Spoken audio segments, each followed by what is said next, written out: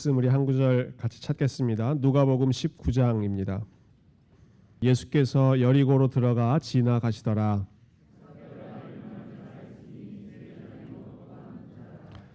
그가 예수께서 어떠한 사람인가 하여 보고자 하되 키가 작고 사람이 많아 할 수 없어.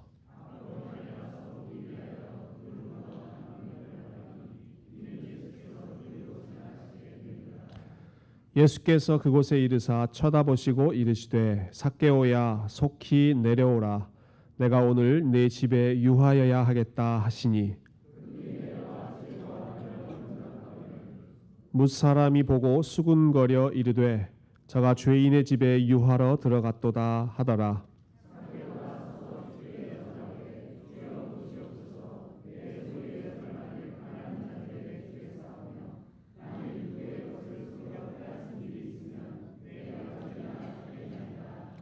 예수께서 이르시되 오늘 구원이 이 집에 이르렀으니 이 사람도 아브라함의 자손임이로다. 인자가 온 것은 잃어버린 자를 찾아 구원하려 함이니라. 아멘. 제가 2번 강의를 했습니다. 오늘 아침에는 설교 형식으로 하긴 했지만 뭐 제가 하는 설교라는 게 뭐 강의나 설교나 구별이 별로 없으니까요. 2가지 기억하시겠습니까? 아주 간단합니다. 우리가 무엇을 믿는가, 그리고 믿는다는 것은 무엇인가. 하나는 우리의 믿음의 대상, 그 믿음의 내용에 관한 이야기를 금요일 저녁에 했고요. 그다음 오늘 주일 오전에는 그 믿음의 내용을 믿는다는 것이 어떤 행위인가, 그렇게 나누어서 말씀을 드렸습니다. 자, 잠깐 복습을 한번 해볼까요? 자, 우리가 무엇을 믿습니까? 라고 하면 딱 한 문장으로 한번 고장노님 그 큰 목소리로 한번 무엇을 믿습니까? 예. 사도신경에 나와 있는 내용을 믿습니다. 사도신경에 무슨 내용이 나와 있습니까? 사도신경에 예. 하나님, 네. 예수님, 예. 성령님에 예. 관한 네. 무엇을 믿습니까? 그러면 저는 성부와 성자와 성령 하나님을 믿습니다.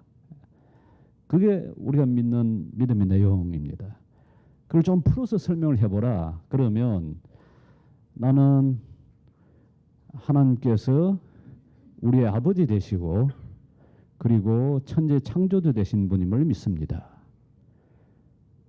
하나님을 단순히 그냥 어떤 익명적인 존재, 인격이 없는 대단한 힘을 가진 무슨 무서운 존재, 그런 존재로 믿는 것이 아니라 하나님을 아버지로 믿습니다.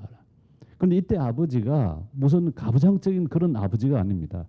사실 로마 전통에는 이제 기독교가 이제 그 복음이 전파될 때는 이미 이제希腊의 그 옛날 알렉산더 대왕이 뭐 통치하던 그 그리스 시대가 지나가고 이제 로마 시대에 접어들어서 그 로마 문화는 철저하게 아버지 중심의 그 문화입니다. 아버지의 그 권위가 엄청난 문화이거든요.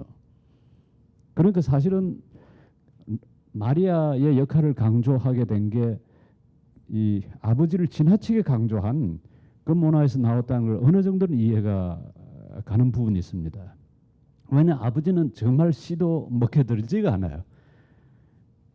그러니까 그 하나님의 자비를, 그 은혜를 구하기 위해서 필요한 게 그 어머니의 그 자비로움, 어머니의 그 이 자애로움이었어요.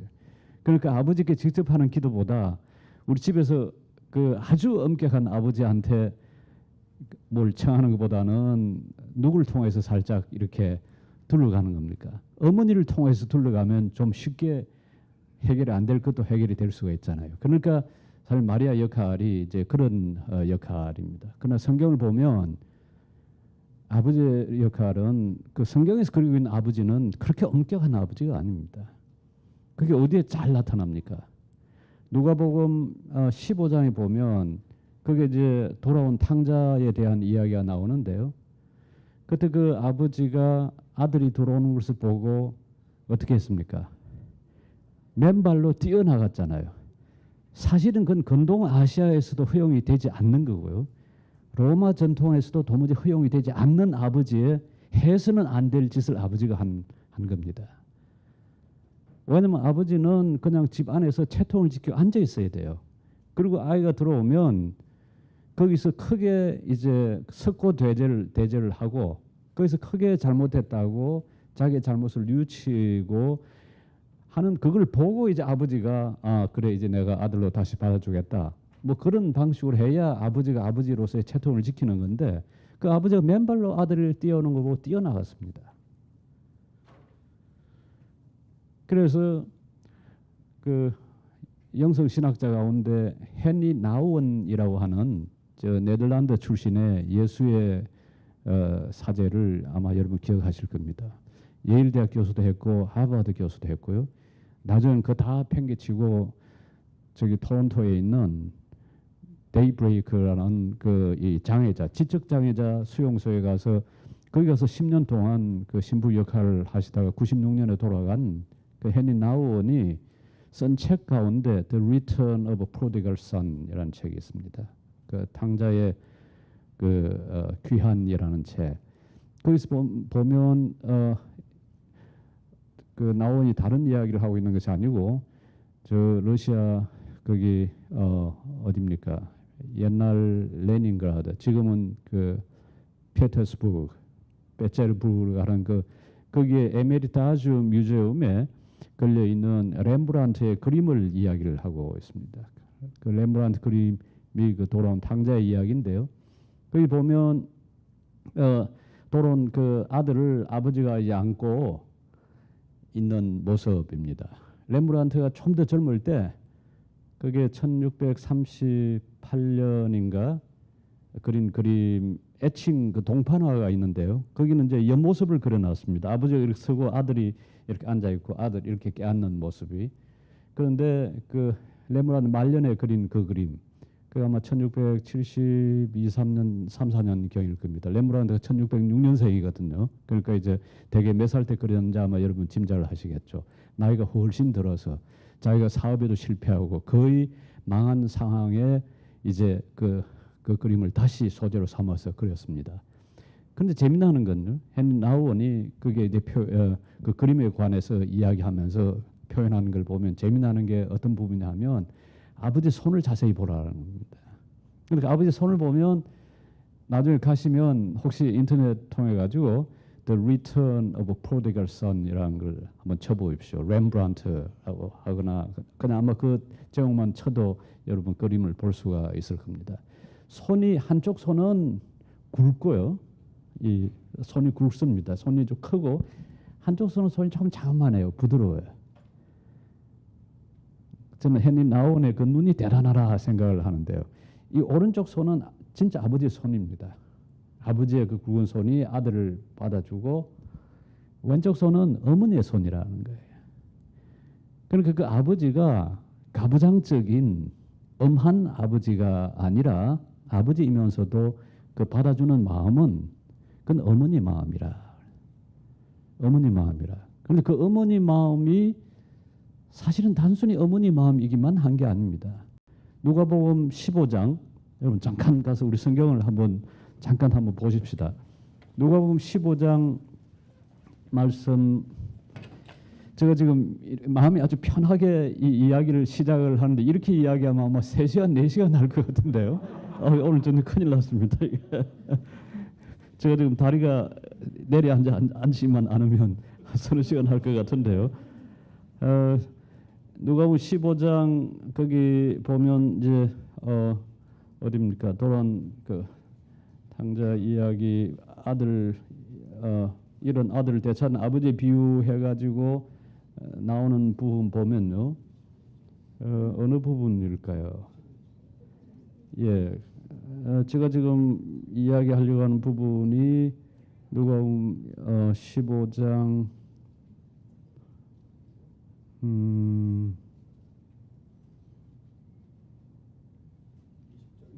20절 이에 일어나서 아버지께로 돌아가니라 아버지도 거리가 먼데 아버지가 그를 보고 척연히 여겨 뭐라고 합니까? 달려가 목을 안고 입을 맞추니 여기 측은히 여겨라고 한 말 그걸 제가 주목을 하려고 했습니다. 이 말이 지금 여기 한 번만 쓰인 게 아니고요. 누가복음 10장으로 이 뒤로 조금 더 가 보십시다. 거기 보면 유명한 그 사마리아인 비유가 나옵니다. 사마리아인이 그 강도 만난 사람을 보았을 때 그때 사마리아인의 마음을 어떻게 표현을 해놨습니까? 거기 보면 33절 10장 33절 같이 읽어볼까요? 어떤 사마리아 사람은 여행하는 중 거기 이르러 그를 보고 불쌍히 여겨 그렇게 되어 있죠. 그런데 이 마음 이게 사마리아인의 마음일 뿐만 아니라 그리고 그 비유 속에 아버지의 마음일 뿐만 아니라 조금 더 거슬러서 누가복음 7장으로 가 보십시다. 거꾸로요. 누가복음 7장 보면 11절 이후에 예수님께서 과부 나인성 그게 과부의 아들을 살린 이야기를 봅니다. 13절 같이 읽으실까요? 주께서 과부를 보시고 불쌍히 여기사 울지 말라 하시고 그리고 그 아들을 살려냅니다. 청년아 네게 말하노니 일어나라.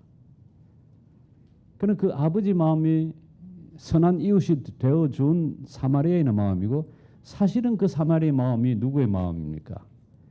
예수의 마음입니다. 보고 불쌍히 여겨. 이 헬라어 성경을 보면 헬라어 말로 이데인 에스프랑크니스테 이렇게 되어 있습니다. 보고 불쌍히 여겨. 꼭 같은 말입니다.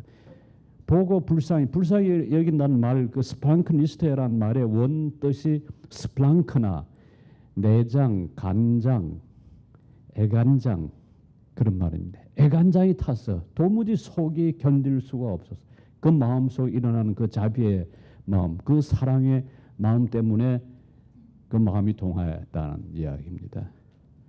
그러니까 아버지의 마음, 하나님 아버지께서 우리에게 가지신 그 자비는 무슨 가부장적인 강한 아주 엄격한 아버지 그런 마음이 아니라 어머니의 마음이고 이것이 곧 예수 그리스도를 통해서 우리에게 드러난 마음, 사랑하신 마음이라라고 그런 아버지 하나님을 우리의 아버지라고 고백하는 내용이 우선 첫 번째 고백인데 그 아버지가 단순히 그냥 아버지일 뿐만 아니라 이 천지를 지으신 분이라 이 천지를 창조하시고 그 가운데는 진화의 과정을 거칠 수가 있습니다.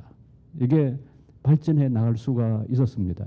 그러니까 창조과학이나 진화 그것 때문에 그렇게 뒤흔들 필요도 없습니다. 하나님께서 천지를 창조하시고 그리고 어떤 방식으로 창조했는지 우리가 그 내용은 자세히는 모릅니다. 그렇지만은 하나님께서 이 세계를 창조하시고 통치하시고 섭리하시고 어떤 한 부분도 놓치지 않으시고 오늘도 우리를 위해서 비시고 우리를 돌보시고 계시는 분이다.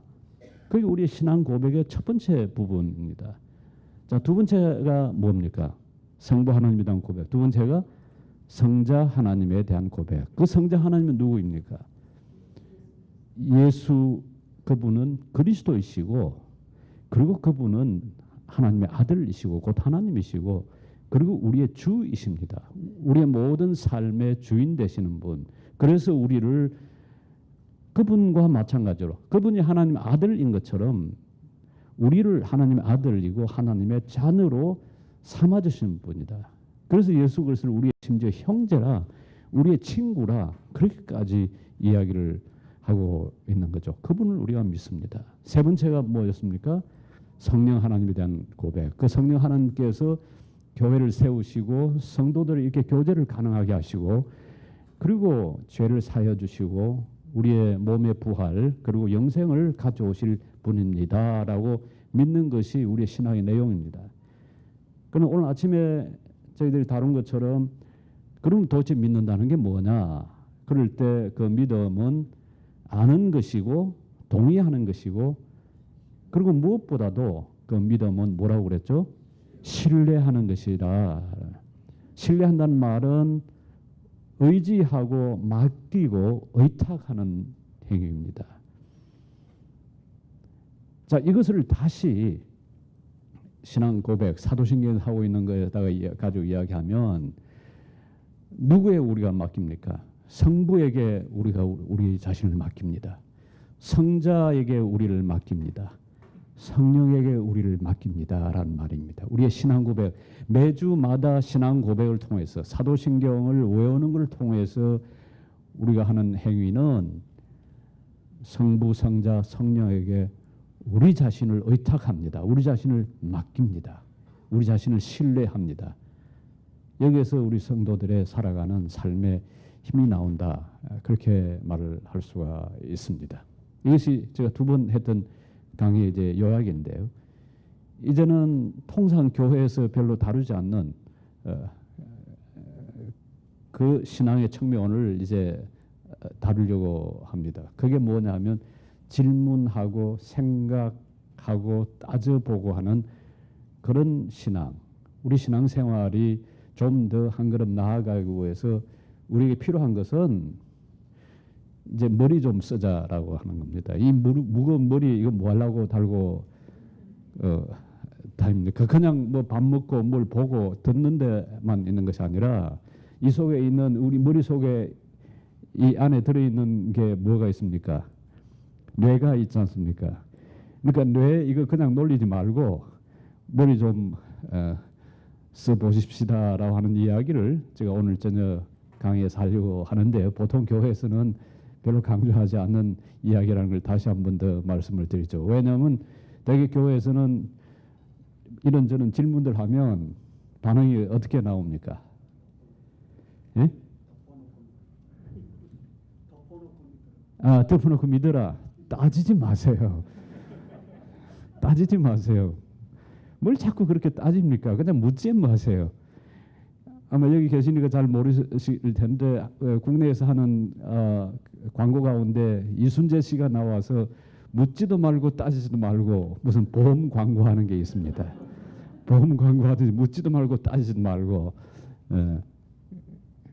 그런데 우리의 믿음은 그건 목숨이 걸려 있는 겁니다. 우리의 신앙은 우리 하나밖에 없는 목숨이 걸려 있는 그 신앙 생활을 하면서 정말 묻지도 않고 따지지 않는다는 건 너무나 우리 자신에게 생각해 보더라도 그건 무책임한 일입니다. 묻고 따지고 생각해 볼 필요가 있죠. 자, 그러려면 우선 뭘 써야 됩니까? 묻고 따지고 생각해 보려면 우선 뭘 써야 돼요? 주먹을 써야 됩니까? 아니 머리를 써야 됩니까? 이 머리를 뭐 박치기를 하면 그게 뭐 될 것 같습니까? 아니면 뭐 발길질을 해서 그 발차기를 배워가지고 뭐 그렇게 하면 그게 아니라 묻고 따지고 하려면 뭘 써야 됩니까? 머리를 써야죠. 그 머리를 쓰는 것을 우리가 가지고 있는 우리 한국말로 두 마디로 표현을 하죠. 여기 이제 와 있네요.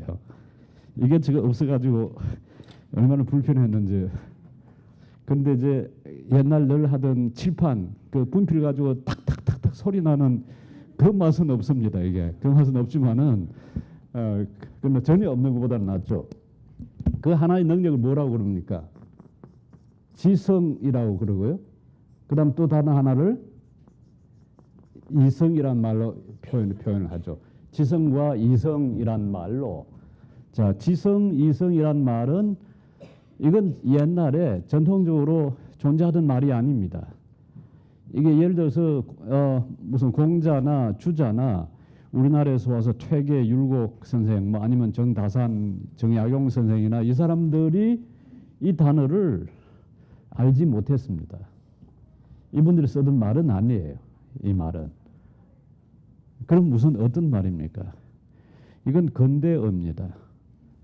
서양 문화가 우리에게 전달될 때 그때 서양의 단어들을 번역하면서 나온 말입니다. 그런 말이 한두 마디가 아닙니다. 우리가 쓰고 있는 말 가운데. 예를 들어서 시간, 공간 이거 오래된 말 같죠. 그런데 시간, 공간 그렇게 오래된 말 아닙니다. 니시 아마네라는 일본 사람이 영어의 스페이스 그리고 타임을 번역하기 위해서 1860년대, 70년대 제안한 말입니다. 존재란 말, 여러분 너무나 익숙하시죠? 아니 그따위 존재가 어디 있어? 뭐 그럴 때 존재란 말이나 아니면 존재란 무엇인가? 아주 철학적인 그 질문, 존재란 무엇인가 이럴 때 존재란 말 있는데요. 그런데 그 말도 제가 확인을 해보니까 만들어진 해가 1872년인가 그래요. 1872년이니까 지금부터 겨우 한 150년 전에 만들어진 말입니다. 그러니까 이 지성이나 이성 이 말을 제가 지금 하는 게 번역하느라고 써졌다, 만들어졌다라고 하는 건데요. 이 지성은 뭘 번역하느라고 만들어진 말일까요? 영어에 이 intellect란 말을 번역한다고 만들어진 말이고요. 또는 이걸 조금 더 풀어서 이야기하면 understanding이라고 할 수가 있습니다. 이 말이. 자, 이성은 무슨 말을 번역하느라고 만들어진 말이겠습니까? 교회에서 이런 게 해본 적이 없죠. 이성은 무슨 말? 이성은 reason이란 말을 번역하느라고 만들어진 말입니다. 어떻게 이렇게 만들어졌을까요? reason이란 말, 영어로 to reason 해서 동사로 만들어서 이야기하면 어떻게 뭘 하는 겁니까? 추론하다는 뜻입니다. 추론하다. 그러니까 이때 리가 무슨 리겠습니까? 어떤 의미로 쓰였겠습니까? 이때 이는 추리라고 하는 말, 추리라고 하는 뜻에 미루어서 이 리라고 하는 말은 원래는 결이라는 뜻이거든요. 결. 아마 영어를 잘 하신 분은 영어에 grain이란 말이 있죠. 그 결이라는 뜻입니다. 결을 따라가는 것. 예를 들어서 이 돌이 있으면 돌에도 결이 있잖아요. 그래서 그걸 탁 치면 그 결을 따라서 돌이 깨지거든요. 나무에도 보면 나무에 결이 있지 않습니까? 결이. 그 결이 리인데요. 그 결을 따라서 가는 것. 그러니까 이치란 말도 사물이 지니고 있는 결, 사물 속에 내재된 근본적인 구조, 근본적인 패턴을 파악하고 이해하는 것, 그걸 이치를 캔다. 그런 리자거든요. 그러니까 이성이란 말은 사물 속에 내재된 어떤 법칙이나 원리를 파악해내는 능력, 그리고 그로부터 추론을 해내는 능력. 그러니까 추론이라면 뭐 우리가 잘 아는 3단 논법식으로 하면 모든 사람은 죽는다. 소크라테스는 사람이다. 그러므로 소크라테스는 죽는다. 그게 추론입니다. 그렇게 이렇게 주어진 것으로부터 그 다음 것을 이제 이끌어내는 것, 그 이성 능력이거든요.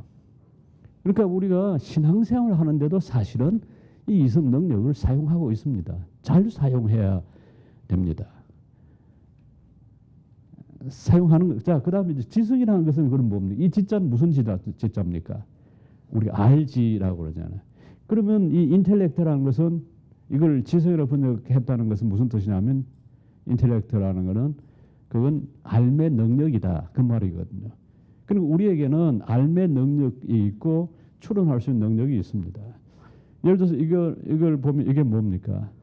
이걸 이제 보드마커라고 하는데요.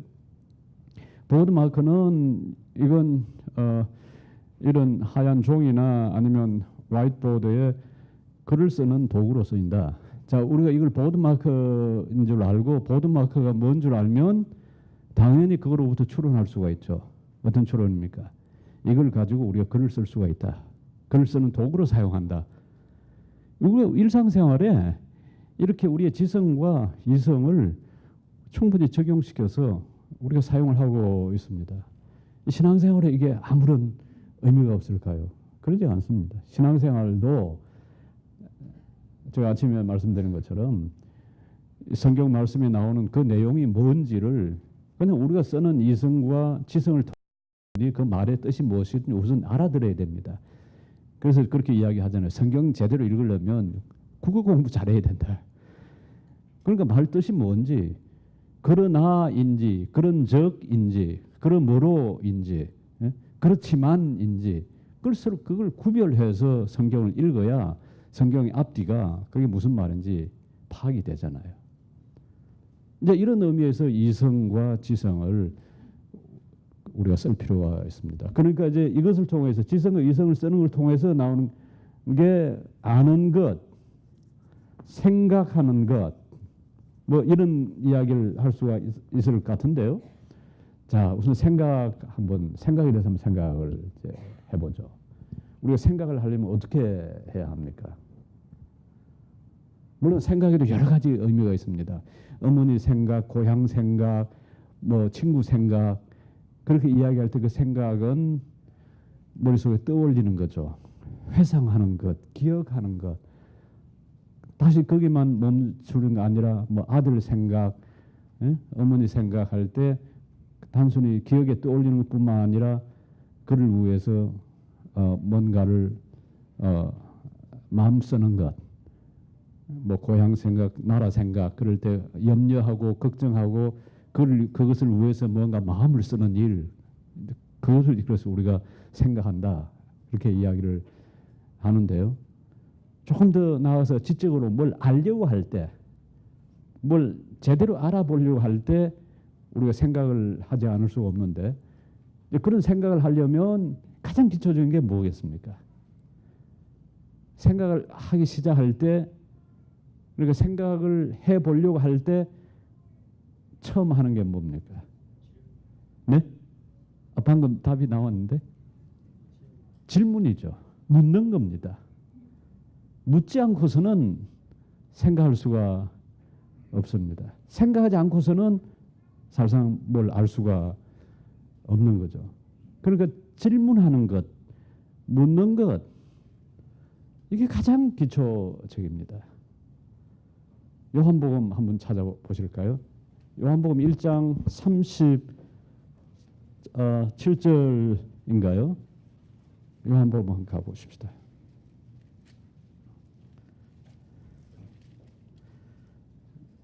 요한복음 보면 이제 세례 요한이 예수님을 증거합니다. 세상죄를 보라, 세상죄를 지어가는 하나님의 어린 양을 보라. 예, 보라, 세상죄를 지어간 하나님의 어린 양이로다. 그리고 그 이튿날 35절에 보면 요한이 제자들 두 사람과 함께 서 있다가 예수님께서 지나가시는 것을 보고 보라, 하나님의 어린 양이로다. 이제 그 말을 듣고 두 제자가 예수님을 따라갔습니다. 그랬더니 38절을 보면 예수께서 돌이켜 같이 읽으실까요? 그 따르는 것을 보시고 물어 이르시되 무엇을 구하느냐 이르되 랍비여 어디 계시오니까 하니, 랍비는 번역하면 선생이라. 요한복음을 보시면 제일 먼저 나오는 말이 태초의 말씀이 계시니라, 이렇게 해서 요한복음 서론이 쭉 나오고요. 그 다음에 이제 세례 요한이 예수님을 증거하는 이야기가 나오고, 그리고 이제 38절에 예수님이 36절에 예수님이 등장합니다. 예수님이 이제 그 세례 요한과 그 제자 둘 있는 그 앞으로 이렇게 지나갑니다. 지나갔더니 그 세례 요한의 제자 둘이 예수님을 따라오거든요. 그러니까 예수님이 뒤돌아보시고 하신 말씀이 뭡니까? 무엇을 구하느냐? What to seek? What are you looking for? 또는 What do you want? 너희들은 뭘 원하느냐? 너희들은 무엇을 찾느냐? 그게 예수님이 처음 하신 말씀입니다. 요한복음 여기 21장까지 전체에서 제일 첫 마디가, 예수님께 하신 첫 마디가 What do you want? 뭘 원하느냐라고 하는 말입니다. 마태복음 한번 기억해 보십시오. 예수님이 이제 세례를 받으시고 그리고 40일간 시험을 받으시고 이제 공적으로 처음 등장하셔서 처음 던진 말이 어떤 말입니까? 마태복음에는요. 기억 안 나십니까? 그럼 빠르신 분은 빨리 넘어가서 성경 찾아보셔야죠. 성경 마태복음 4장 찾아보면 금방 그 답이 나와 있거든요. 자, 한번 보십시오. 마태복음에서는 예수님이 처음 하신 말씀이 뭐로 그려져 있는지. 네? 4장에. 그 4장 23절인가요? 24절인가요? 예수님이 첫 마디가 뭡니까?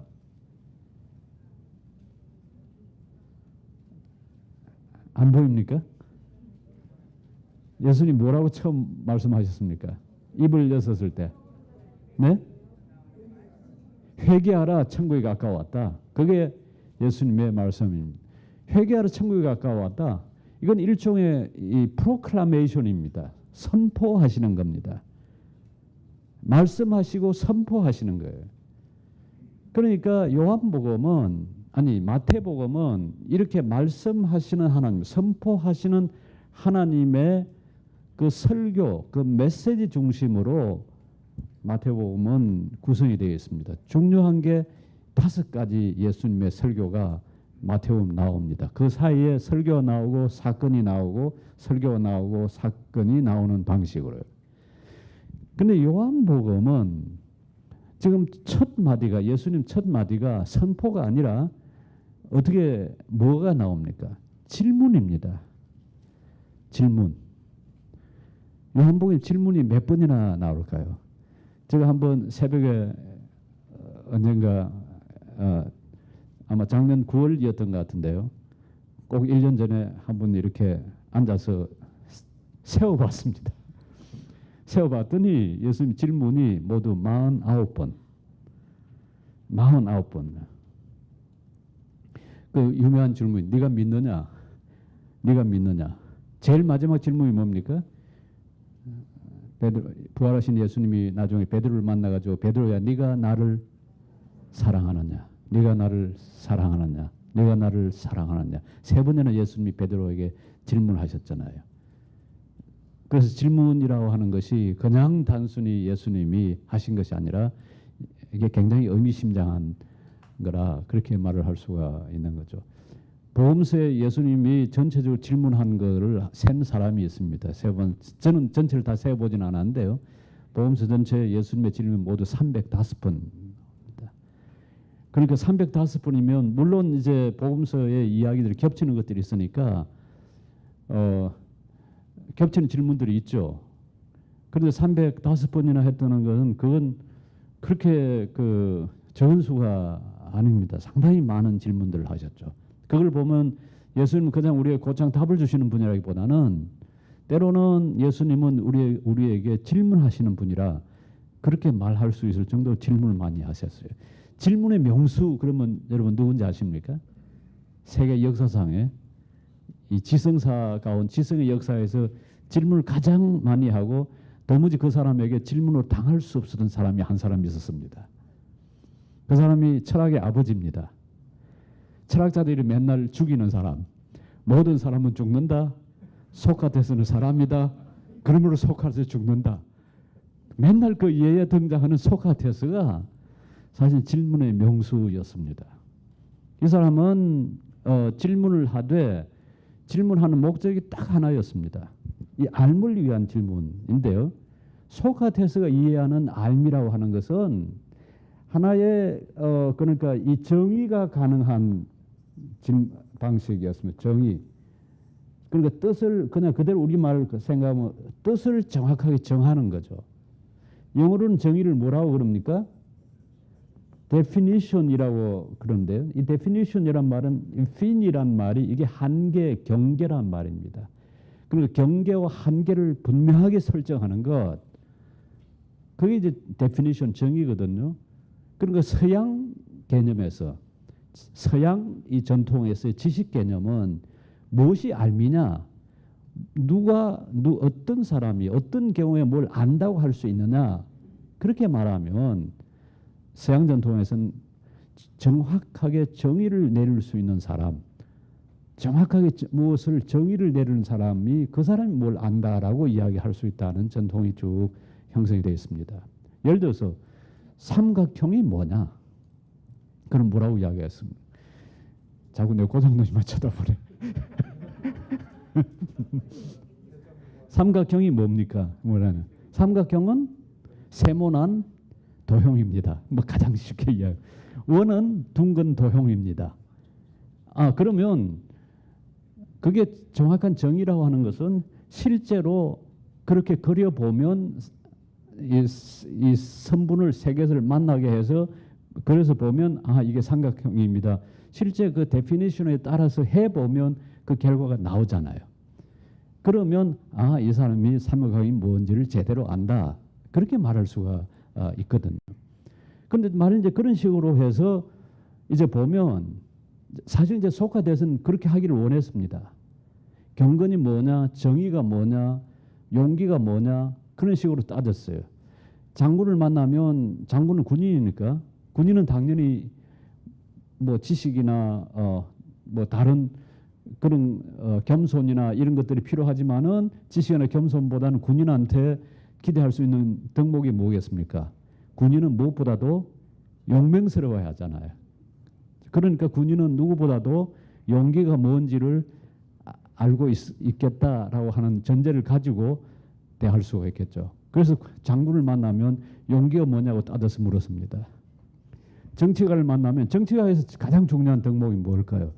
지식도 있어야 하고 겸손도 있어야 하겠지만은 정치가는 무엇보다도 알아야 될 가장 중요한 것, 갖춰야 될 게 정의입니다. 그래서 정치가를 만나면 What is justice? 이렇게 질문을 했어요. 그러니까 소크라테스가 이 트러블 메이커가 된 거예요. 아니 저놈은 오기만 하면 맨날 우리가 하고 있는 일을 가지고 우리가 전문적으로 하고 있는 일을 가지고 그게 뭐냐고 따져서 묻는데 아무도 그 답을 제대로 못 하겠거든요. 그러니까 이 종교 관련된 일을 하고 있는 사제, 제사장을 만나면 하나님을 제대로 섬긴다는 게 뭡니까? 라고 따져서 물어요. 근데 따져보면 결국 그 제사장이 그게 뭔지를 몰라요. 그러다가 한참 주고받다가 헤어지고 그렇게 했습니다. 그게 사실상 소크라테스가 이제 죽임을 당한 아테네 시민들의 그 재판으로 이제 사형 선고를 받고 사형을 당한 아주 중요한 이유였습니다. 사실 그렇게 이제 하는 소크라테스 하는 걸 보고 아테네 시민들이 청년들이 흉내를 냈어요. 그 청년들이라는 게 귀족 자녀들입니다. 먹고 살만한 이제 귀족들 아이들이 소크라테스한테 와서 배웠는데요. 배운 게 뭐 딴 게 배운 게 아니라 이렇게 묻는 법을 배웠거든요. 그러니까 소크라테스 없을 때 이 젊은이들이 정치가들도 찾아가고 아주 명망 있는 사람들도 찾아가고 뭐 찾아다니면서 따져서 묻는 거예요. 그래서 소크라테스가 들은 말이 젊은이들을 타락시킨다. 소크라테스는 젊은이들을 타락시킨다. 그게 이제 그 재판 기소 내용 중에 하나가 들어가 있습니다. 다른 신들을 섬긴다.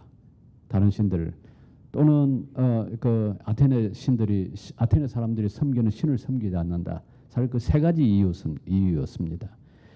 그 세 가지 이유들을 들어서 소크라테스를 죽이긴 했지만은 어쨌든 묻는 것 이게 소크라테스가 죽임을 당한 중요한 이유인데요. 이제 묻는 걸 통해서 소크라테스는 정확하게 그런 기하학의 정의, 삼각형의 정의, 수학에서 내릴 수 있는 정의처럼 분명한 정의를 내리려고 그렇게 했던 거죠. 이 점에서 보면 예수님은 소크라테스는 어떤 점에서 아주 다릅니다. 예수님은 어떤 정의를 내리려고 하기보다는 질문에 대해서 답하는 방식이 무엇은 뭐다. 그래서 천국이 뭡니까? 그러면 천국은 이러이러한 땅이다. 이러이러한 나라다. 이렇게 설명을 하지 않고 천국은 겨자씨와 같으니 그런 방식으로 예수님 이야기를 하거든요. 그걸 뭐라고 그럽니까? 비유라고 그러죠. 아주 유명한 비유가 우리가 잠깐 볼까요? 누가복음 아까 10장 다시 한번 가서 보십시다. 요한복음으로 나중에 좀 돌아옵니다. 갔다가 다시 돌아올 테니까요. 혹시 제가 못 돌아올 수도 있으니까 제가 혹시 안 돌아오면 글로 돌아가십시오라고 저한테 좀 일러주십시오. 그 누가복음 10장에 보면 그 선한 사마리아인 비유 이제 율법 교사가 예수님한테 찾아와서 영생을 얻으려면 어떻게 해야 됩니까? 라고 그렇게 질문을 했습니다. 그랬더니 예수님이 이제 율법에 뭐라 기록되어 있고 네가 어떻게 읽느냐? 그랬더니 그 사람이 대답을 했죠. 하나님을 사랑하는 것과 이웃을 우리 자신처럼 사랑해라는 겁니다. 그랬더니 예수님이 이제 대답이 옳다. 행하라. 그러면 살리라. 이렇게 말씀했습니다. 그랬더니 이 율법 선생이 자기를 의롭게 보이려고 옳게 보이려고 이제 질문을 했죠.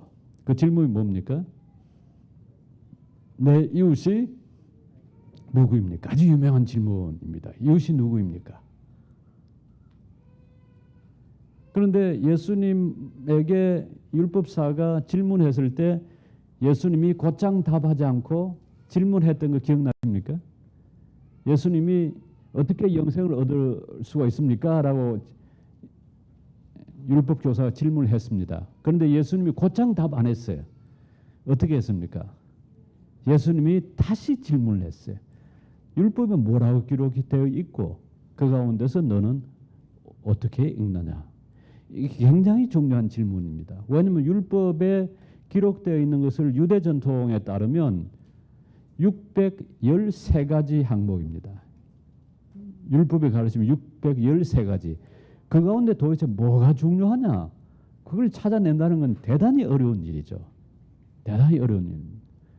그런데 613가지를 네가 읽냐 읽지 않냐? 자, 그 가운데 네가 그걸 어떻게 이해하느냐? 어떻게 읽느냐? 그 질문을 던졌어요. 그랬더니 정답을 말했습니다. 율법교사가 율법교사답게 그렇게 해놓고 다시 율법교사가 질문을 해요. 내 이웃이 누구입니까? 자, 그랬더니 예수님은 소크라테스처럼 아까 이웃은 예를 들어서 가까이 사는 사람이다. 그게 가장 쉬운 답이잖아요. 이웃은 가까이 사는 사람이다. 이웃은 너 곁에 있는 사람이다. 영어의 네이버란 말, 그 말은 옆에 곁이란 말이거든요. 곁에 있는 사람, 곁에 있는 나라, 그 나라가 이웃 나라고요. 곁에 있는 집이 이웃 집이고요. 그렇게 곁에 있는 공간적인 인접성, 공간적으로 가까우면 또 가까운 사람, 가까운 나라, 뭐 가까운 땅, 그것이 이웃이다라고 이야기를 했을 텐데, 그러면 이제 소크라테스의 이 정의하는 방식, 그 기준에 따르면 제대로 안다 그렇게 말할 수가 있는 거거든요. 그렇다면 이웃이 누가 이웃이 됩니까? 누구만이 이웃이 됩니까? 공간적으로 자기가 가장 가까운 사람만이 사실상 이웃이에요. 옆집 사람, 자기의 동족, 자기의 민족. 그렇게 되면 여기에 멀리 떨어지는 사람들 모두 다 배제를 해야 하잖아요. 이웃이 아닌. 자, 그렇게 만일 이해를 하면 하나님을 사랑하라, 그리고 이웃을 사랑하라. 이 사랑의 두 대상과 관련해서 제한을 가해야 되잖아요. 가까이 있는 사람은 사랑하고 눈에 안 보이는 사람, 멀리 있는 사람은 우리의 사랑과는 무관하다. 그렇게 결론을 내려야죠. 이 머리를 가지고 쓰면. 그런데 예수님은 그런 통상적 방식으로 하질 않고 이제 이야기를 합니다. 이게 이제 사마리아인 비유죠. 이야기를 해 나가면서 어떻게 풀어나가죠? 자, 어떤 사람이 강도 만나서 쓰러져 있었다. 레위인이 지나가고 제사장이 지나갔다. 근데 그들은 보고 그냥 지나갔다. 근데 그 가운데 사마리아인 한 사람이 이제 길 가다가 그 쓰러진 사람을 보고 아까 읽었던 대로 뭐가 생겼다고요? 에스프랑크니스테, 그 스프랑크나의 마음, 그 도무지 견디지 못하는 그 아픈 마음이 생겨서, 그 불쌍히 여기는 마음이 생겨서 가까이 다가가가지고 그 사람의 상처를 치료해주고, 그리고 그 사람이 타고 가던 그 짐승에 실어서 여관으로 데려갔다. 그래서 부탁을 하고 혹시 비용이 더 들면 돌아와서 갚아주겠다고 했다. 자, 그런데 자, 중요한 것은 여기 다시 예수님이 또다시 질문을 던집니다. 그냥 답을 주는 게 어떤 질문입니까? 어떤 질문 기억하시죠? Who is my neighbor? 이게 그 율법교사의 질문이었습니다. Who is my neighbor? 내 이웃이 누구입니까? 그런데 예수님의 그 question, 예수님의 질문은 전혀 다릅니다. 한번 성경 다시 한번 보시죠. 그게 10장 36절입니다. 같이 읽으실까요? 내 생각에는 이 세 사람 중에 누가 강도 만난 자의 이웃이 되겠느냐? 어떤 전환이죠? 지금 율법교사가 질문할 때는 누가 내 이웃입니까? Who is my neighbor? 그럴 때 지금 여기 중심은 어디에 있습니까? 중심이 누구입니까? 나예요. 내 중심, 내가 여기 있고, 누가 내 이웃입니까? 그래서 내가 가서 사랑해 줄 그 이웃이 어디에 있습니까? 누구입니까? 그 방향이죠, 질문이. 근데 예수님이 완전히 뒤집은 질문이라는 것은 중심이 누가 중심입니까? 중심이 누가 강도 만난, 자, 중심은 강도 만난 자입니다. 그 사람의 이웃이 되겠냐. 그러니까 이웃의 문제는 지금 서 있는 내가 이 중심이 돼가지고 내가 도와줘야 될, 사랑해야 될 그 대상이 아니라, 이거 완전히 뒤집어져서 어떻게 되는 겁니까? 그 강도 만난 사람이 우선 중심이 되고, 그 강도 만난 사람에 대해서 어떤 행동을 취한 그 사람이 바로 이웃이라. 조금 어렵게 말하면 이웃은 대상이 아니라 주체다. 우리가 다가가야 할 어떤 대상, 그게 이웃이 아니라 내가 되어주어야 할 것, 내가 주체로 되어줘야 할 그게 이웃이다. 이게 예수님의 질문을 통해서 드러났습니다. 단순히 그냥 예수님이 답을 주기만 하려고 했다면 아무리 소크라테스는 방법을 쓴다 해도 이 결론, 이 진실을 도무지 드러낼 수가 없었을 겁니다. 이야기를 통해서, 사건을 통해서 예수님이 무엇이 참된지를, 어떤 게 제대로 된 알민지를 보여주었습니다. 그러니까 소크라테스적으로 아는 방식을 굳이 말을 붙여 이야기하면 하나의 theory, 하나의 이론이라고 이야기를 하자면 어떤 이론적인 접근을 통해서 참된 것을 드러내 보려고 했다면 예수님은 theory가 아니라 뭐였습니까? 스토리입니다.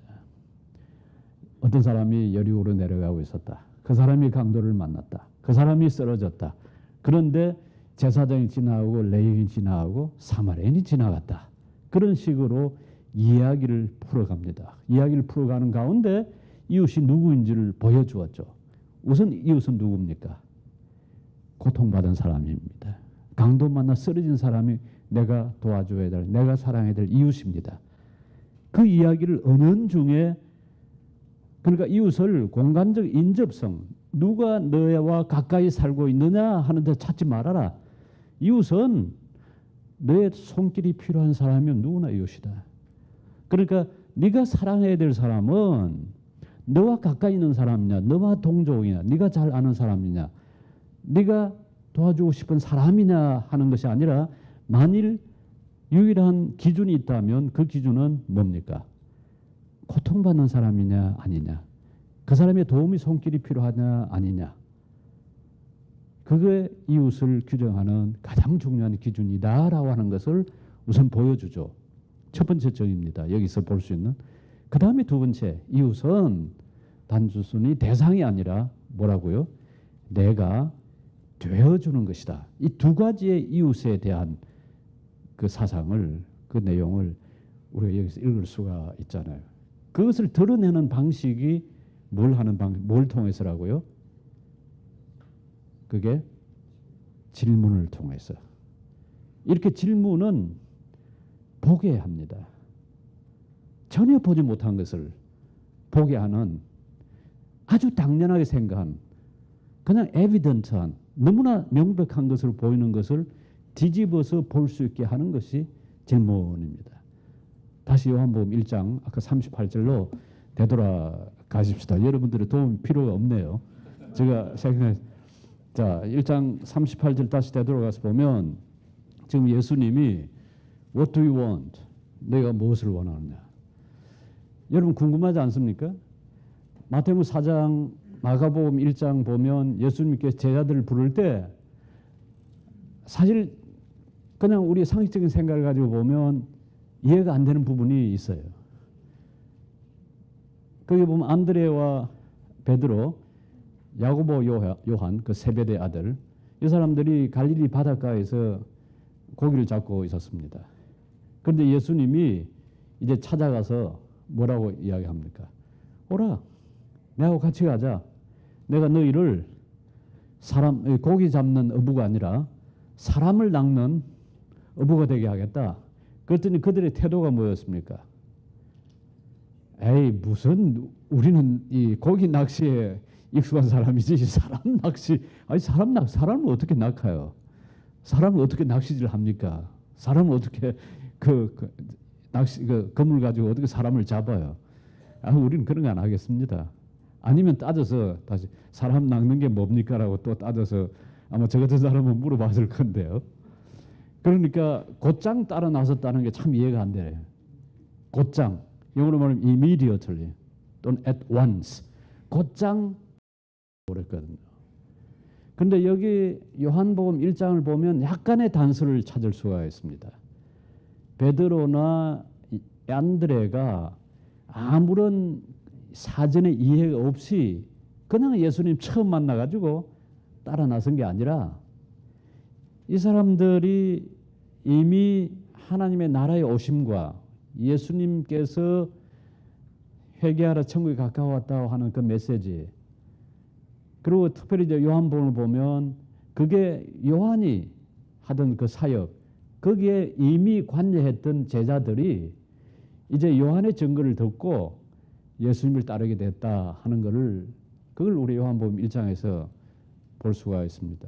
그러니까 아무런 전제나 사전 지식이나 어떤 사전의 어떤 경험이 없이 그냥 처음 들어보는, 갑자기 하늘에서 그냥 번개불이 치는 걸 거기에 감동받아서 뭐 움직이는 그런 방식이 아니라 뭔가를 알고 떠났다라고 하는 걸 우리가 추정을 해볼 수가 있습니다. 자, 그런데 이제 재미나는 게 뭐냐면 예수님께서 뭐라고 물었습니까? What do you want? 너희들 뭘 원하느냐? 무엇을 원했겠습니까? 그 중에 하나가 안드레인데요. 그리고 하나는 이름이 나오지 않는 다른 제자는 아마 요한복음을 저술한 요한복음 이 저자로 나오는 예수님께서 사랑하시는 제자 요한일 가능성이 높습니다. 그러니까 안드레가 자기 형제 베드로를 부르고 그리고 요한이 자기 형제 야고보를 불러서 첫 네 제자, 이 사람들이 항상 핵심적인 12제자 가운데서도 그 제자 가운데 일종의 인너 서클을 형성한 네 제자 이름이죠. 그러니까 What do you want? What are you looking for? 너희들 무엇을 찾느냐? 너희가 뭘 원하느냐? 제자들 마음속에 뭐가 있었습니까? 사실상 그 물음을 통해서 우리 속에 말하자면 일종의 열망, 어제 북토 그 북콘서트 할 때 자주 나왔던 말을 하자면 우리 속에 천국에 대한 하나님의 나라에 대한 갈망을 일으키는 예수님의 질문이라 그렇게 이해를 해볼 수가 있습니다. What do you want? 뭘 원하느냐? 우리한테는 어떤 원하는 것, 갈망하는 것, 우리가 찾고자 하는 것, 그런 게 있습니다. 그게 삶의 의미든 무슨 궁극적인 거든 아니면 당장 지금 주어진 우리에게 필요한 어떤 것이든 간에 우리가 원하는 것이 있잖아요. What do you want? 그 질문을 예수님께서 하고 있습니다. 그러니까 우리가 믿음이 한 걸음 한 걸음 조금 나아가는 데는 끊임없이 예수님께서 우리한테 묻는 What do you want? 그 질문에 대해서 우리가 답을 해보려고, 그리고 그 질문과 더불어서 함께 질문해 보려고 애쓸 필요가 있습니다. 그냥 모든 게 다 당연한 것처럼 그렇게 신앙생활을 하는 것이 아니라 오늘 지금 예수님께서 What do you want? 너 뭘 원하냐? 라고 한 질문에 우리 자신을 내어볼 필요가 있습니다. 그런데 아주 재미나다는 것은 말이죠. 아마 저 같으면 지금 이 상황이면 하나님의 나라를 원합니다. 아니, 정말 예수님이 메시아이십니까? 저희들은 메시아를 기다리고 있었습니다. 그리스도를 기다리고 있었습니다. 정말 선생님이 그리스도이십니까? 아마 그걸 묻고 싶은 마음이 그들 마음속에 깊이 있을 수가 있었습니다. 그런데 한번 보십시오. 전혀 이 안드레 했던 질문은, 안드레의 그 대답은 전혀 달랐습니다. 실제 대답을 하지 않고 안드레가 대답을 하지 않고 뭘 했습니까? 다시 질문을 했습니다. 다시 질문을 했어요. 여러분 같으면 어떻습니까? 그 자리에서 질문을 했을까요?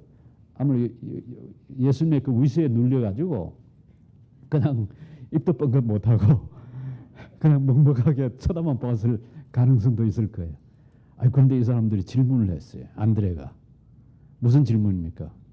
Where are you staying? Where do you stay? 어디에 머무십니까? 라고 한 질문을 했습니다. 아마 한 걸음 물러났으면 약간 겸연쩍은 듯한 질문일 수가 있습니다.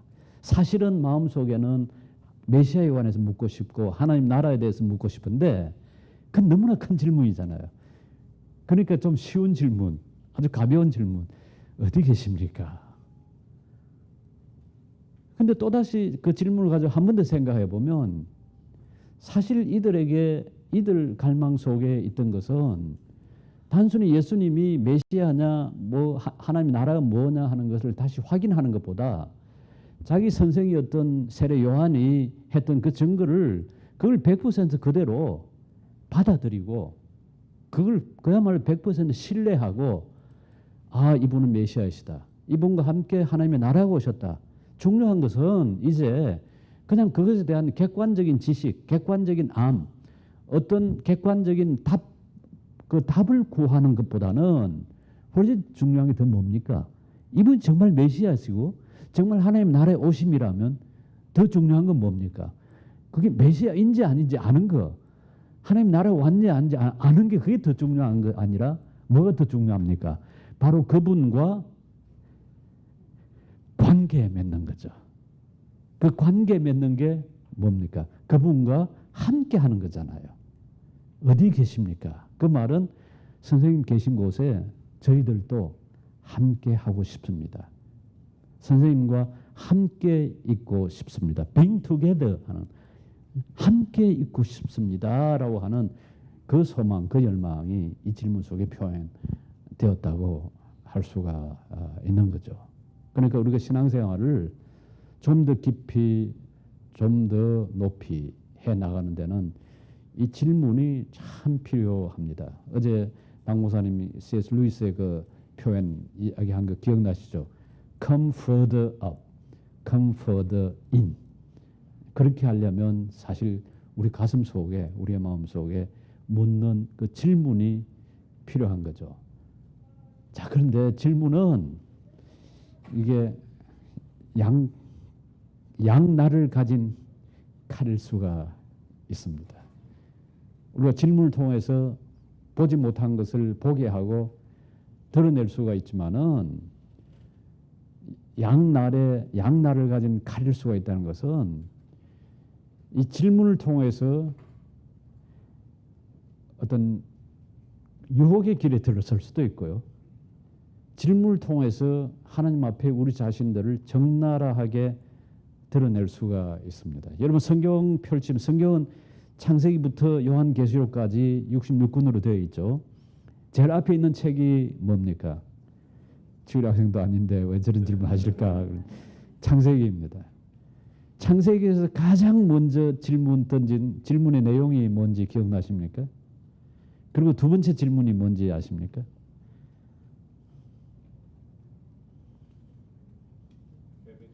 저 얼굴 쳐다봐가지고는 그 질문에 대한 답이 나오질 않습니다. 그러면 이제 성경을 한번 열심히 뒤집겨 보셔야죠. 성경 어디를 가서 봐야 될까요? 지금 고장님이 답을 했습니다는 창세기 3장 한번 가서 보십시오. 제가 질문이 양날을 가진 칼이라고 이야기하는 건요. 창세기 3장 보시면 3장 1절에 그런데 뱀은 여호와 하나님이 지으신 들짐승 가운데 가장 강교하니라. 뱀이 여자에게 물어 이르가로되 하나님이 참으로 너에게 동산 모든 나무 열매를 먹지 말라 하시더냐. 이게 첫 질문입니다. 뱀의 질문입니다. 이것을 통해 이 질문을 통해서 결국 하나님과 첫 사람들 사이의 그 거리를 하나님과 첫 사람들 사이를 어떻게 했습니까? 이간질을 한 겁니다. 자, 그런데 이제 그 다음 두 번째 질문이 나오죠. 두 번째 질문은 몇 몇 절입니까? 두 번째 질문은 9절.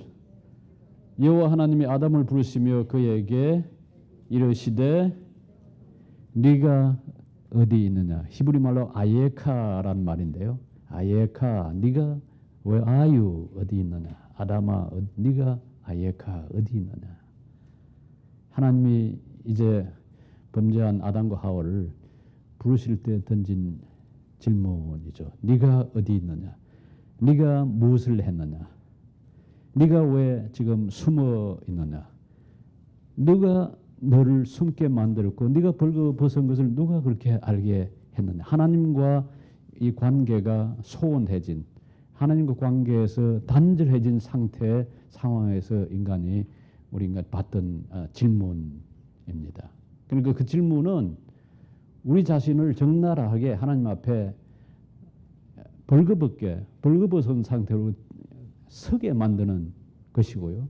그걸 통해서 내가 지금 어디인지 보게 만드는 질문. 그걸 통해서 생명의 길로 나아갈 수 있는, 다시 그 하나님과의 관계를 회복하는 길로 나아갈 수 있는 그런 길이 되기도 하고, 이 사탄이 드린 질문 방식으로 하나님과의 관계를 이간시킬 수 있는 그런 것이기도 합니다.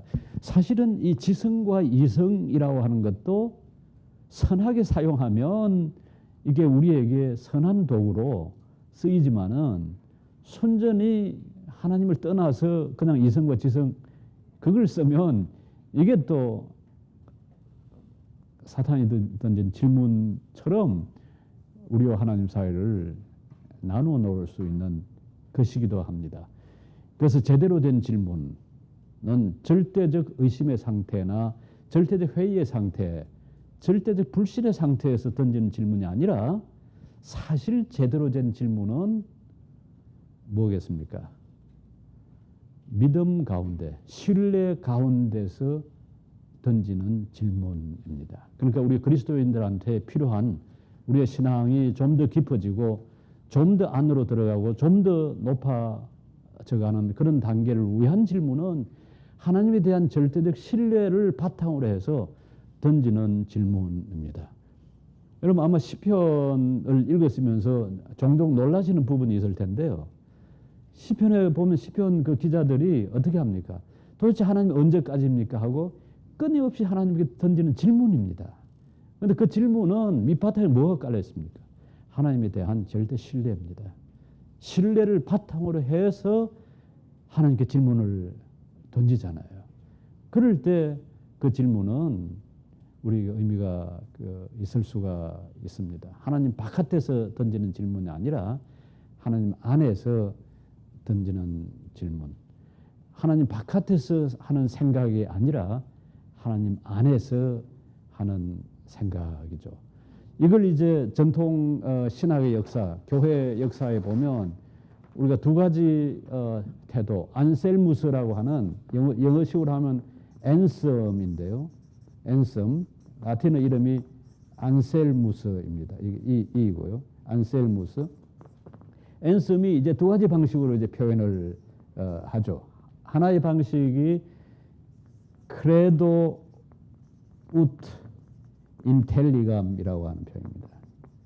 크레도 우트 인텔리감. 영어로 번역하면 I believe in order to know. 그러니까 뭐가 선행된다는 겁니까? 알기 위해서, 생각하기 위해서 선행되는 게 I believe, 믿음입니다. 알기 위해서 나는 믿습니다. 믿음을 통해서 알매 도달합니다. 그런데 사실 이제 I believe, 내가 믿기 위해서 우리 엄청난 지적인 실험이 필요할 때도 있습니다. 대표적인 사람을 들라면 제가 두 사람을 들 수가 있겠는데요. 우리 교회 역사에서 한 사람은 어거스틴입니다. 여러분 어거스틴이란 이름 아시죠? 어거스틴, 라틴 이름은 아우구스티누스.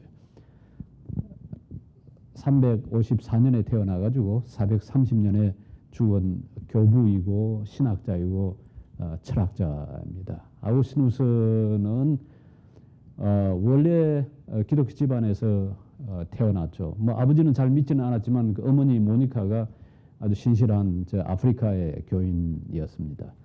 그런데 이제 사실 그 어머니도 욕심이 많은 사람이었어요.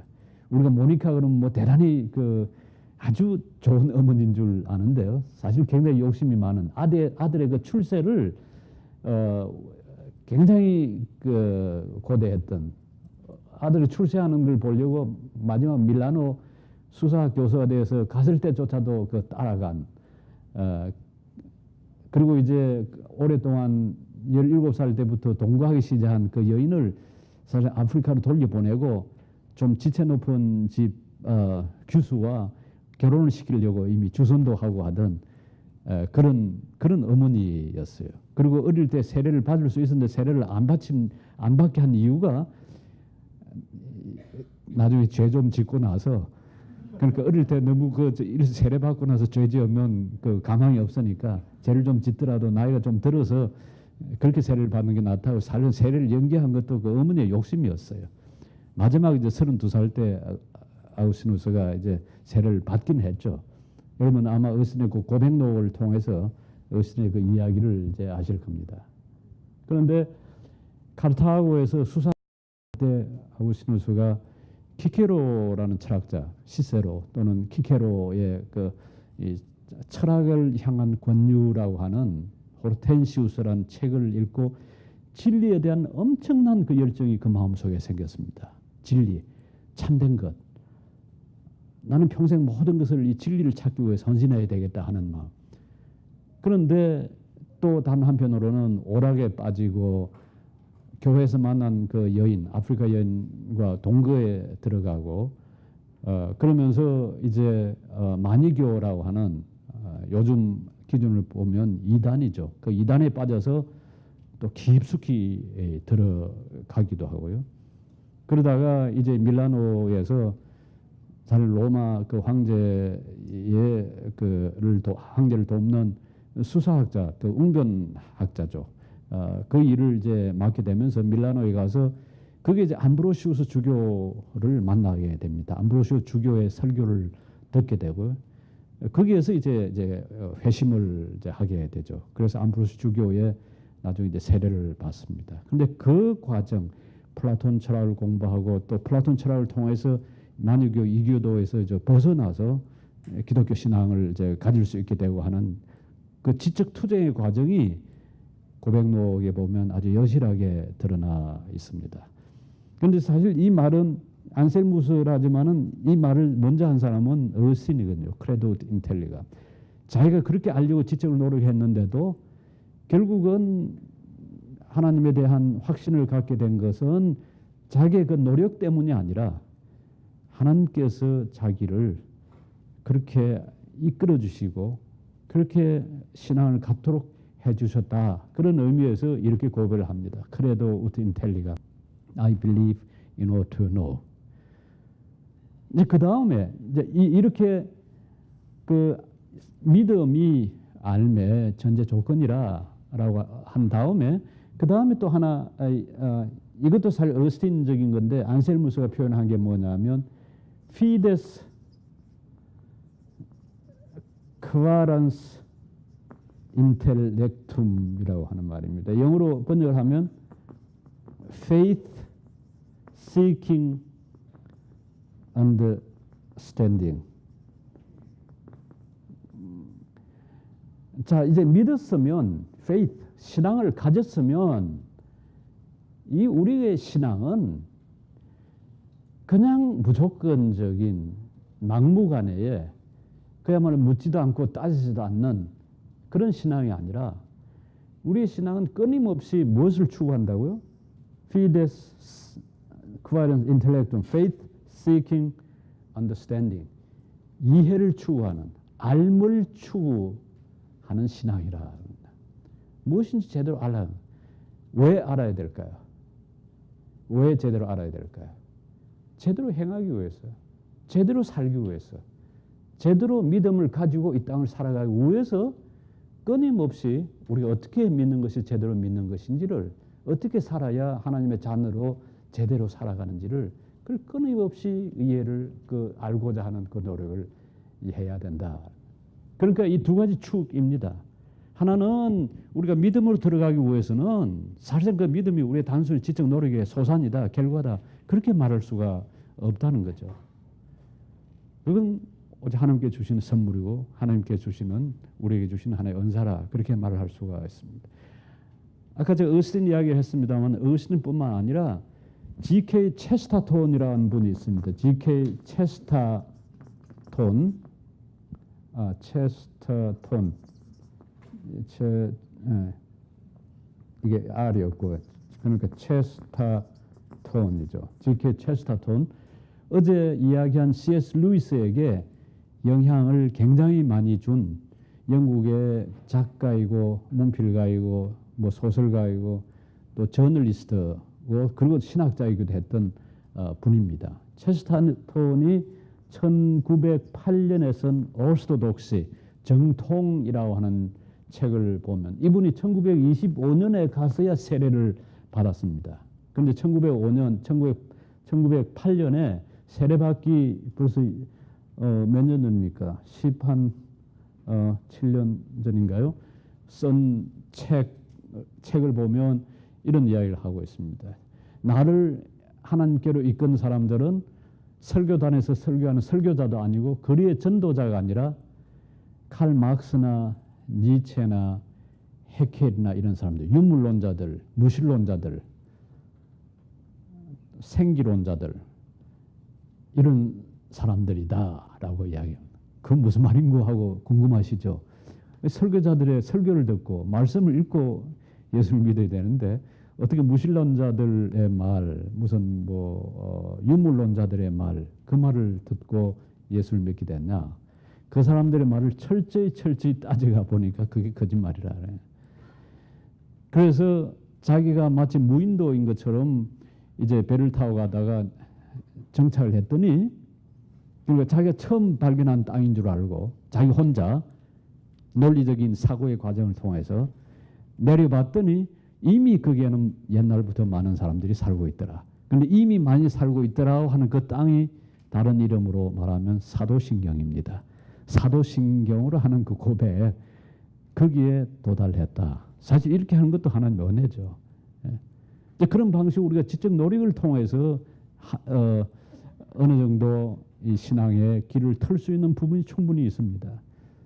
그래서 C.S. 루이스의 책과 같은 것을 우리가 읽는 것은 어떻게 보면 이 신앙의 깊이와 폭을 더하기 위해서 우리가 크게 도움을 얻을 수 있는 부분이 있습니다. 왜냐하면 루이스가 글 쓰는 글들이 상당히 많은 부분이 신앙의 길로 들어서기 위해서, 그러니까 복음을 준비하기 위한 그런 글들로 쓴 것들이 많이 있거든요. 그래서 여러분들 스스로 읽으셔도 유익하고요.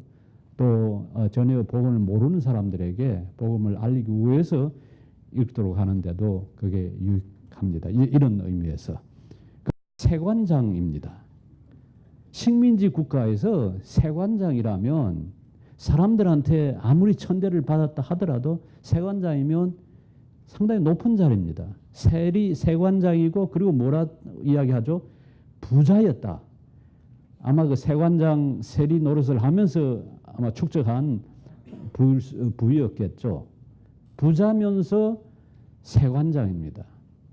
그렇다면 사람들이 마땅히 어느 정도 존경은 보여주었어야 할 것 같은데 아마 사람들이 존경을 보여주지 않았던 모양이에요. 비껴주질 않으니까 앞자리에 서서 예수님을 영접하지 못하고 이 사람이 나무 위에 기어 올라간 거예요.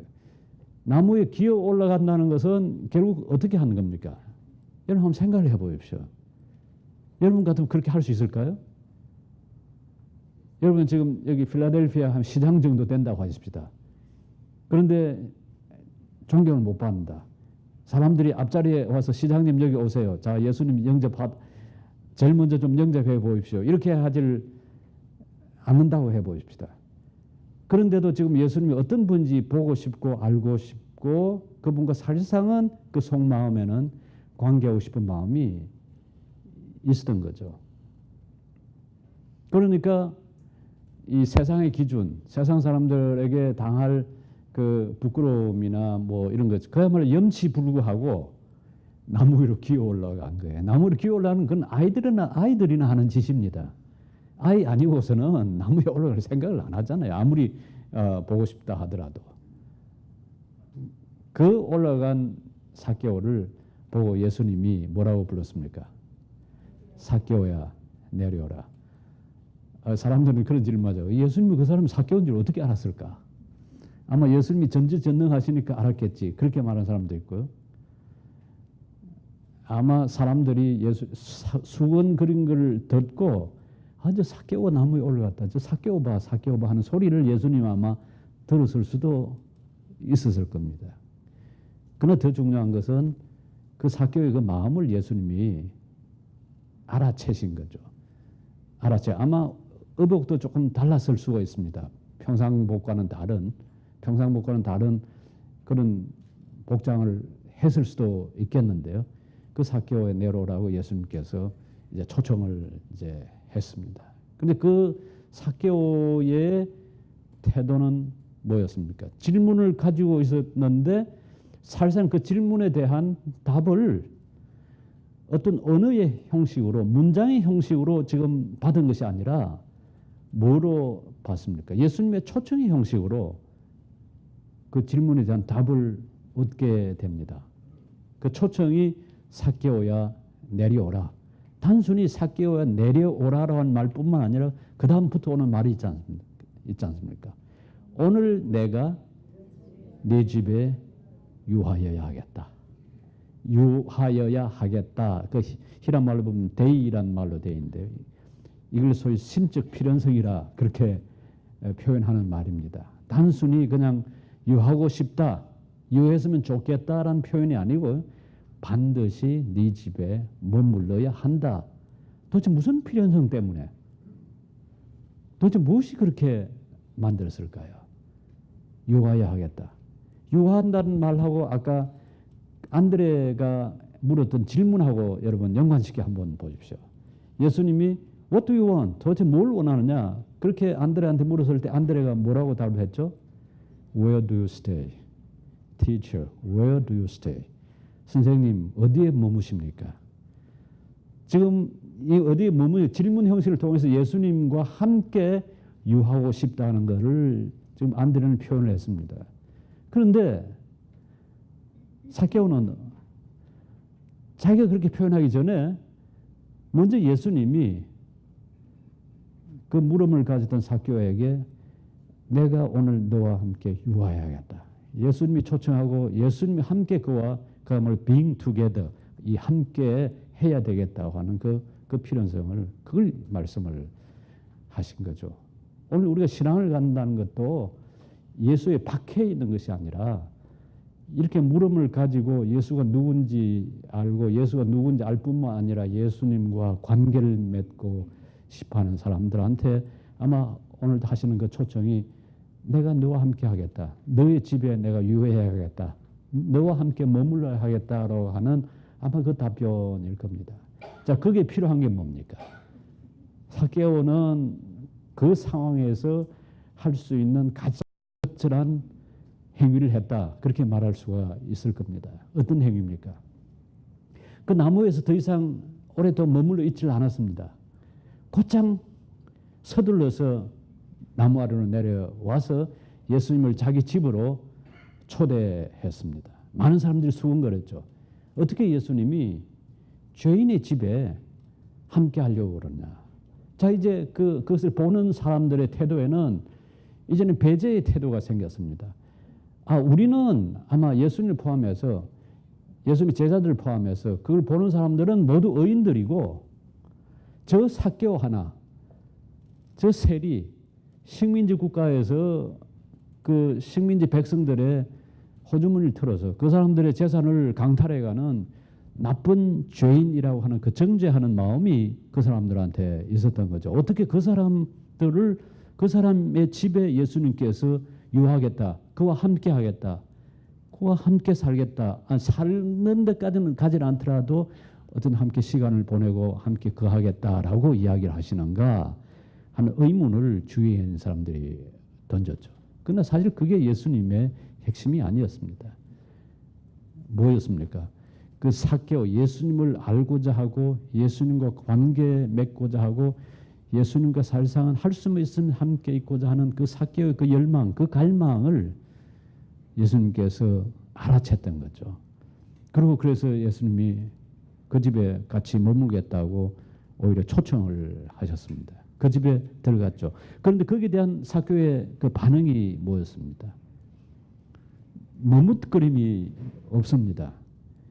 마치 안드레와 베드로와 야고보와 요한이 예수님의 그 초청에 즉각 응해서 따랐던 것처럼 그 삭개오의 반응도 아주 즉각적입니다. 즉각적. 히란 말로 말하면 에우테우스 또는 유테오스, 즉각적이라는 말. 이 표현이 이 성경에 가끔 나오거든요. 곧장 한 반응입니다. 곧장 이 리스폰스를, 곧장 이 응답을 그 보였던 거죠. 이 곧장 응답을 보인 경우 성경에 보면 몇몇 예가 있습니다. 예를 들어서 창세기 22장 한번 보십시오. 창세기 22장 보시면 아브라함을 예수님께서 하나님께서 부르십니다. 살상한 무시무시한 일이 그 앞에 기다리고 있습니다. 어떤 일이죠? 그 아들 이삭, 하나님께서 그 늦게 주신 그 귀한 아들을 지금 제물로 바치라고 하는 그 요구가 있죠. 자, 그런데 하나님께서 부르실 때 아브라함이 했던 태도를 보십시오. 22절 같이 읽으실까요? 그 일 후에 하나님이 아직 못 찾으신 모양이네. 창세기 22장 1절요. 그 일 후에 하나님이 아브라함을 시험하시려고 그를 부르시되 아브라함아 하시니 그가 이르되 내가 여기 있나이다. 이사야가 하나님께 부를 때 내가 여기 있나이다 나를 보내소서. 여러분 기억하시죠? 이사야서 6장 내가 여기 있나이다. 히브리 말로 이걸 힌네니라고 그럽니다. 힌네니. 직역하면 behold me 나를 보소서. 약간 의역하면 here I am 제가 여기 있습니다. 이게 저 반응하는 하나님의 부름에 대해서 반응하는 방식입니다. 삭개오도 곧장 내려와서 예수님을 영접한 그 태도에서 이 곧장 보이는 하나님의 부름에 대한 그 반응을 볼 수가 있습니다. 그러니까 질문과 그 다음에 따라오는 것은 질문에서 따라오는 것은 답이 있기도 하지만은 때로는 답이 아니라 또 다른 질문으로 드러나기도 하고요. 그리고 그 질문은 내한테 요구하는 것이 답을 요구하는 것이 아니라 뭘 요구합니까? 이 response, 이 반응을 요구하는. 여기서 한 걸음 나아가면 그게 responsibility, 책임이 됩니다. 우리가 responsible 하다는 것은 무엇에 대해서 반응을 할 수 있다는 것은 어떤 일에 대해서 우리가 책임을 질 수 있다고 하는 말입니다. 단순히 윤리적인 것뿐만 아니라 어떤 일에서나 또 상호 관계에서나 우리가 보일 수 있는 그 태도입니다. 즉각적으로 지금 보면 삭개오는 그런 방식으로 반응을 보였습니다. 자, 그랬더니 예수님께서 놀랍게도 다시 누가복음 19장으로 넘어가겠습니다. 거기서 보면 예수님께서 놀랍게도 이런 그 선언을 하시죠. 9절 말씀, 10절 말씀 같이 보실까요? 오늘 구원이 이 집에 이르렀으니 이 사람도 아브라함의 자손이로다. 인자가 온 것은 잃어버린 자를 찾아 구원하려 함이라. 그러니까 삭개오가 살짝 이런 자였습니다. 그러나 이제 얻었습니다. 마치 아까 읽었던 그 둘째 아버지에게 되돌아온 아들을 잃었던 아들이었으나 뭐라고 이야기하죠? 이제는 찾았다. 우리가 Amazing Grace 그 노래에서 가사에 나오는 것처럼 잃었으나 이제 다시 찾았다. 찾은 사람이 됐다. 삭개오 그런 사람이라고 하는. 그러면서 이 놀라운 선언이라는 것은 오늘 구원이 이 집에 이르렀으니 이 사람도 아브라함의 자손이라. 아브라함의 자손. 왜 아브라함의 자손이란 예수님의 선언이 나올까요? 이게 무엇하고 연관이 될까요? 그 앞에 보면 삭개오가 무슨 일을 했습니까? 주여 보시옵소서, 내 소유의 절반을 가난한 자들에게 주겠사오며 만일 누구의 것을 속여 빼앗은 일이 있으면 내 값질이나 갚겠나이다. 이 내 값질을 갚는다는 것은 남의 것을 속여서 얻었거나 취했을 때 그 갚아야 하는 그 구약의 그 율법 규정을 따르는 겁니다. 그러니까 삭개오가 그냥 아무것도 모르는 사람이 아니라 구약의 율법을 잘 아는 사람이었다는 것을 보여줍니다. 내 값질이야. 그러니까 전혀 신앙이 없는 사람이라 그렇게 말할 수 있는 사람이 아닙니다. 히브리 그 전통, 이스라엘 전통의 신앙의 전통을 잘 이해하고 있던 사람이 사실상 하나님을 떠나서 하나님 율법과는 전혀 다른 방식으로 행동하고 있었던 겁니다. 그런데 그걸 율법의 가르침을 기억한 거죠. 내가 내 재산의 절반을 가난한 사람에게 나눠주겠습니다. 그리고 내가 잘못 부당하게 취한 것들은 4배나 갚아주겠습니다. 자, 그런데 그게 오늘 구원이 여기 임했다. 이 사람도 아브라함의 자손이다. 그걸 보고 예수님께서 지금 그렇게 선언하시거든요. 도대체 이게 어떻게 연관되는가? 창세기 18장 한번 가서 보십시다. 창세기 18장에 보시면 소돔과 고모라를 멸망시킨 이야기가 나오는데요. 그 이야기 이전에 하나님께서 왜 아브라함과 아브라함의 백성들을 택하여 불렀는지 그 이유를 설명하는 부분이 나와 있습니다. 18장 18절 19절입니다. 제가 가진 성경은 22페이지인데요. 같이 읽으실까요? 아브라함은 강대한 나라가 되고 천하 만민은 그로 말미암아 복을 받게 될 것이 아니냐. 내가 그로 그 자식과 권속에 명하여 여호와의 도를 지켜 의와 공도를 행하게 하려고 그를 택하였나니 이는 나 여호와가 아브라함에게 대하여 말한 일을 이루려 함이니라. 자, 아브라함은 강대한 나라가 되고 천하 만민은 그로 말미암아 복을 받게 될 것이 아니냐. 내가 그로 그 자손과 권속에 명하여 여호와의 도를 지켜 의와 공도를 행하게 하려고 그를 택하였나니. 아브라함과 아브라함의 자손을 야훼 하나님께서 택하신 이유를 여기에 밝혀놨습니다. 그 이유가 뭡니까? 여호와의 도를 지켜 여호와의 도를 따라 살게 하게 하는 것이라. 여호와의 도, 데렉 야훼인데요. 그 여호와의 도를 따라 산다는 게 뭐냐 하면 의와 공도를 지키면서 사는 것이라. 의와 공도. 영어로 하면 justice and righteousness입니다. 공의와 의로움. 그 히브리 말로 처다카 워 미시파트라는 건데요. 미시파트는 공정한 판단입니다.